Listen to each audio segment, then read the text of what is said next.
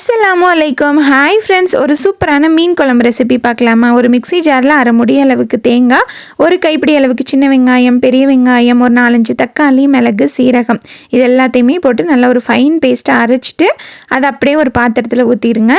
அதுக்கப்புறம் புளித்தண்ணி நம்மளோட புளிப்பு சுவைக்கு தகுந்த மாதிரி கரைச்சி ஊற்றிட்டு கொஞ்சமாக மல்லி இலை, ஒரு 4-5 பச்சை மிளகா, மிளகாய் தூள், அதுக்கப்புறம் மல்லித்தூள் வந்து ஒரு 2 டீஸ்பூன் அளவுக்கு சேர்த்துட்டு கல் உப்பு போட்டு அந்த பச்சை மிளகா நல்லா உடையிற அளவுக்கு பிணைஞ்சு விட்டுருங்க.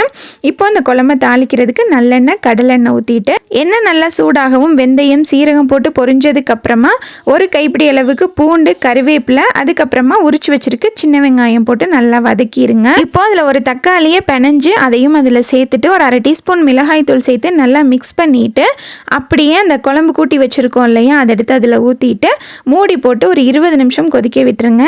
என்னடா கிச்சன் புதுசாக இருக்குது, 2-3 நாளாக வீடியோ போடலன்னு யோசிச்சுட்டு இருப்பீங்க. மாமி மாமாவை பார்க்குறதுக்காக ஊருக்கு போயிருந்தோம், வத்தலகுண்டுக்கு போயிருந்தோம். ஸோ அங்கே எடுத்த வீடியோ தான். மீன் குழம்பு நான் தான் வச்சுருந்தேன், அப்படியே ரெசிபியுமே ஷூட் பண்ணியிருந்தேன். குழம்பு ஒரு 20 நிமிஷம் நல்லா கொதிச்சதுக்கப்புறமா மீனை போட்டு ஒரு 5 மினிட்ஸ் மீடியம் ஃப்ளேமில் வச்சுட்டு லாஸ்ட்டாக மல்லி இலை தூவிட்டு அப்படியே ஆஃப் பண்ணிடுங்க. மச்சி வந்து தாளிச்ச சாப்பாடு ஆக்கியிருந்தாங்க. லாஸ்ட்டாக சுட சுட மீன் பொரிச்சு சூப்பராக சாப்பிட்டாச்சு.